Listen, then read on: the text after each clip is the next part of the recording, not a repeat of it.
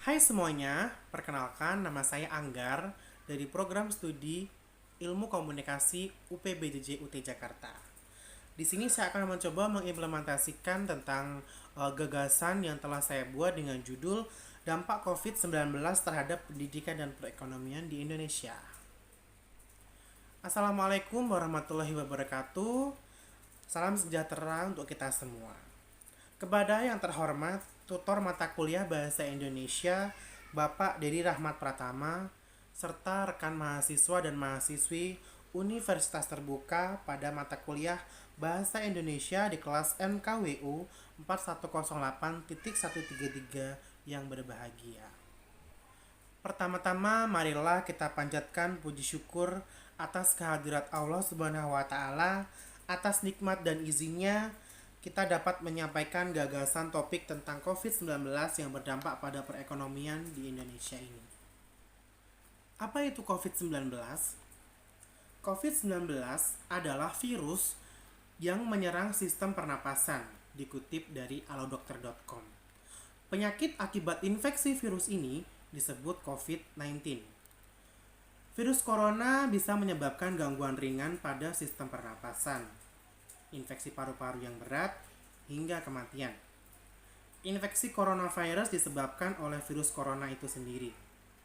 Kebanyakan, virus corona menyebar seperti virus lain pada umumnya, melalui percikan air liur, menyentuh tangan atau wajah orang infeksi, menyentuh mata, hidung, ataupun mulut setelah memegang barang yang terkena percikan air liur pengidap virus corona. Kemudian dari kotoran juga bisa, cuman itu jarang terjadi. Dampak sosial yang paling terimbas dengan adanya COVID-19 ini adalah kegiatan belajar mengajar atau dalam bidang pendidikan. Berikut ini adalah beberapa dampak COVID-19 dalam pendidikan yang dikutip dari kemdikbud.go.id, yaitu yang pertama adalah putus sekolah. Seperti yang setelah saya jelaskan tadi, pandemi memberikan dampak ke berbagai sektor di tanah air. Sektor ekonomi adalah salah satu sektor yang cukup mengalami dampak yang signifikan. Akibatnya banyak orang yang kehilangan pekerjaan dan penghasilan. Tidak jarang orang tua akan lebih memilih anaknya berhenti sekolah dan memilih mempekerjakan anaknya untuk membantu perekonomian akibat krisis ekonomi yang terjadi. Selain itu, banyak orang tua juga yang tidak bisa melihat peranan sekolah dalam proses belajar mengajar apabila proses pembelajaran tidak dilakukan secara tatap muka. Yang kedua adalah penurunan capaian belajar. Tidak bisa dipungkiri keadaan sosial ekonomi tiap keluarga itu berbeda-beda. Perbedaan akses dan kualitas selama pembelajaran jarak jauh dapat mengakibatkan kesenjangan capaian belajar, terutama untuk anak dari sosial ekonomi yang berbeda. Hal lain yang menjadi perhatian adalah risiko terjadinya learning loss. Studi menemukan bahwa pembelajaran tatap muka menghasilkan pencapaian akademik yang lebih baik saat dibandingkan dengan pembelajaran jarak jauh. Yang ketiga adalah kekerasan pada anak dan risiko eksternal. Selama pemberlakuan sistem pembelajaran jarak jauh, peserta didik lebih banyak menghabiskan waktu di rumah. Tanpa sekolah, banyak anak yang terjebak di kekerasan rumah tanpa diketahui oleh guru. Selain kekerasan di rumah, risiko eksternal juga menjadi hantu bagi peserta didik. Ketika anak tidak lagi datang ke sekolah, terdapat peningkatan risiko untuk pernikahan dini, eksploitasi anak, terutama perempuan, dan kehamilan di kalangan remaja. Sedangkan dampak perekonomian di Indonesia akibat dari pandemi COVID-19 ini yang dikutip dari kontan.co.id, setidaknya terdapat 8 dampak negatif dalam perekonomian akibat pandemi ini. Di antaranya yaitu yang pertama adalah sampai 11 April lebih dari 1,5 juta karyawan itu terkena PHK. Dan ada sebagian juga yang dirumahkan, di mana 1,2 juta pekerja itu berasal dari sektor formal dan 265.000 dari sektor informal. Yang kedua, Purchasing Manager Index Indonesia di bawah level 50, yakni hanya 45,3 pada Maret 2020. Kemudian yang ketiga, lebih dari 12.703 penerbangan di 15 negara dibatalkan sepanjang Januari sampai Februari dengan rincian 11.680 penerbangan domestik dan 1.023 penerbangan internasional.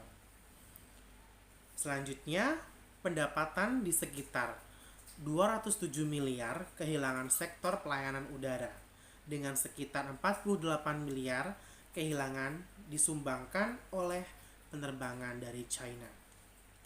Kemudian yang kelima, angka turis menurun hingga 6.800 per hari, khususnya turis dari China juga. Kemudian yang keenam, Perhimpunan Hotel dan Restoran Indonesia memperkirakan penurunan tingkat okupansi di sekitar 6.000 hotel di Indonesia dapat mencapai 50%.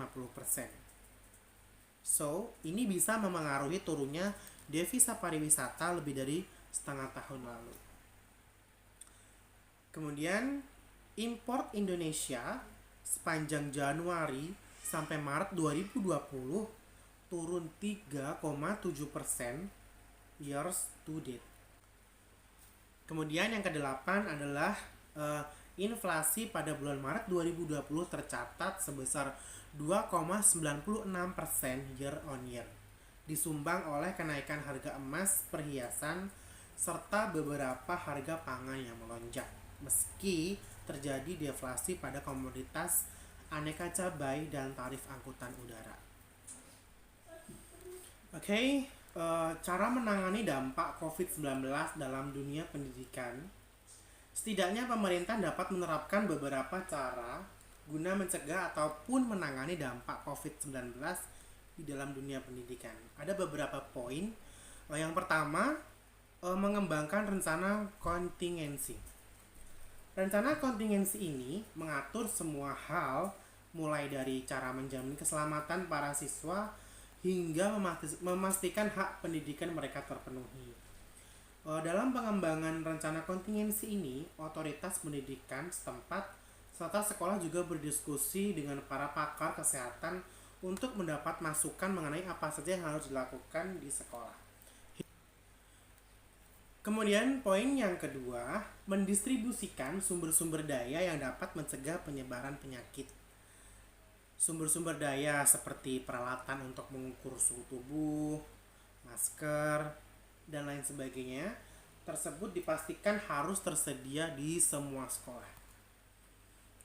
Kemudian poin yang ketiga adalah menciptakan tim pencegahan penyakit di sekolah untuk mendorong penerapan protokol kesehatan dan keselamatan. Tim ini juga bertugas untuk menyebarkan cara-cara mencegah penyakit, memonitor status kesehatan para siswa dan staf di sekolah, juga melaporkan apabila ada warga sekolah yang terindikasi terjangkit virus COVID-19 ini. Kemudian yang keempat adalah memastikan tersedianya dan terdistribusikannya sumber-sumber belajar bagi semua mahasiswa dan guru selama mereka harus menjalankan kegiatan pembelajaran di rumah.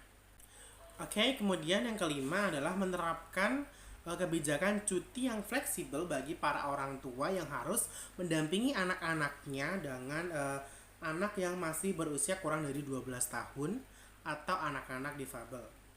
Lewat kebijakan ini diharapkan anak-anak dapat belajar secara maksimal dengan bimbingan orang tua di rumah.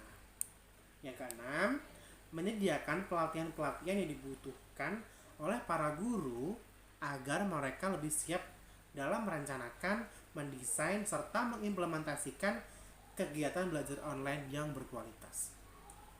Kemudian, poin yang ketujuh adalah memonitor kondisi sosial dan emosional para guru dan siswa dengan harapan agar pandemi ini tidak meruntuhkan moral mereka sehingga tetap dapat menjalankan proses kegiatan belajar secara optimal dan maksimal.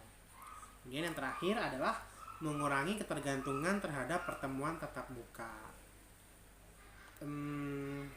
Perbanyak social distancing lah ya intinya. Yang pertama tadi saya sudah menjelaskan cara-cara pemerintah dalam menyikapi COVID-19 terhadap dunia pendidikan. Kemudian yang selanjutnya yang saya akan paparkan adalah cara-cara pemerintah dalam menangani dampak COVID-19 dalam perekonomian di Indonesia.